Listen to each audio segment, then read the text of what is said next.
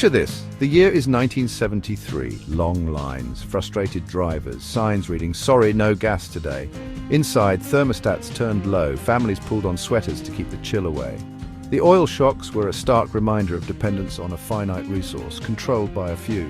It rippled through work and home alike, a wake-up call many heard but few fully answered. Fast forward to today. We face new energy anxieties, but a very different scene. Electric cars glide on, vast offshore turbines harvest power from the elements. Our language has changed. Decarbonisation, net zero targets, energy security. The question is no longer just the next tank of fuel. The ghost of the 1970s lingers, and a warning about volatile, centralised systems.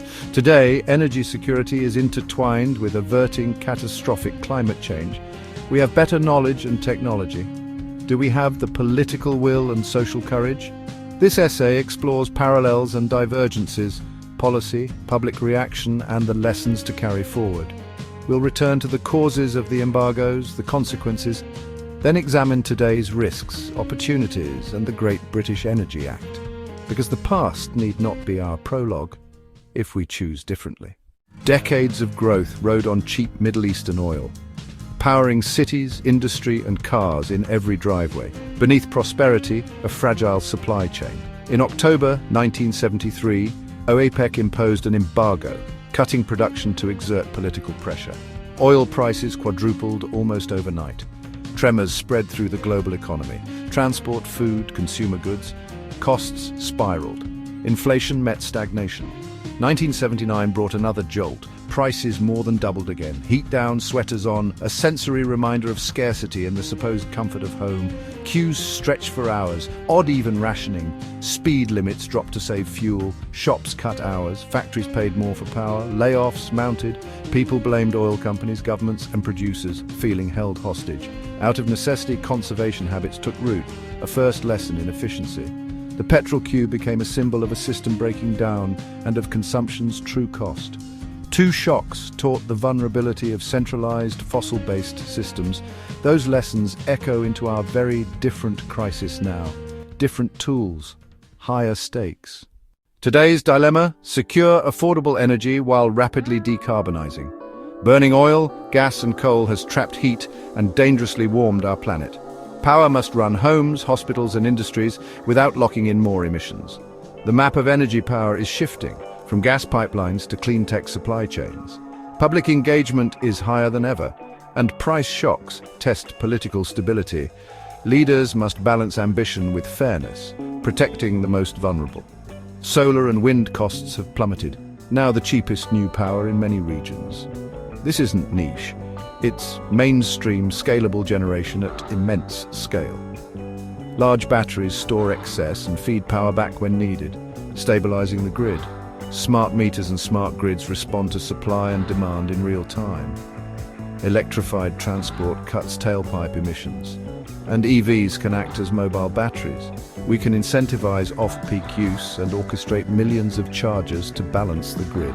The shift from passive centralized to active decentralized systems builds flexibility and resilience. It is a profound change. Policy must now rise to meet it. The Great British Energy Act moves beyond reactive crisis management. Signed into law, it accelerates clean, homegrown energy, affordable and secure. For households and businesses, stability, affordability, security. A new publicly owned company, Great British Energy, co-invests in clean projects, offshore wind, solar, potentially nuclear, strategically steered for public good. Public ownership can retain profits for public benefit and accelerate deployment. Streamlined planning and approvals for priority projects. Funding for home efficiency, insulation and heat pumps, because the cheapest energy is the energy you don't use. It recognizes markets alone won't solve energy security or climate change. The transition is an economic opportunity to create jobs and new industries. Success depends on implementation, sustained investment and public buy-in. A clear, ambitious blueprint for a cleaner, fairer, more resilient system. A departure from purely market-led approaches towards strategic public leadership. So how do responses then and now truly compare?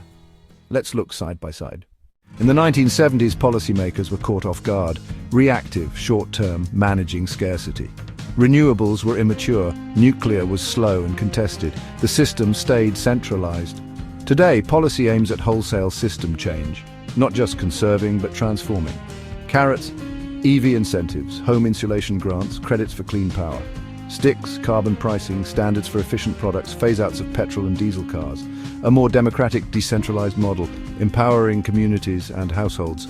Lesson 1. Over-reliance on volatile, centralized sources creates deep vulnerabilities. After prices stabilized, many slid back, delaying clean investment and worsening emissions. Lesson 2. Fairness matters. A just transition protects the vulnerable and shares benefits broadly. Lesson 3. Technology isn't a silver bullet.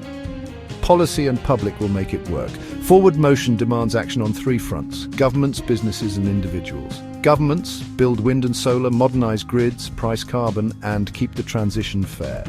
Businesses decarbonize operations and supply chains, view sustainability as a competitive advantage. Individuals cut waste, electrify where possible and use your voice and choices to push progress. The 1970s forced temporary change. Today we can choose permanent change for a livable planet.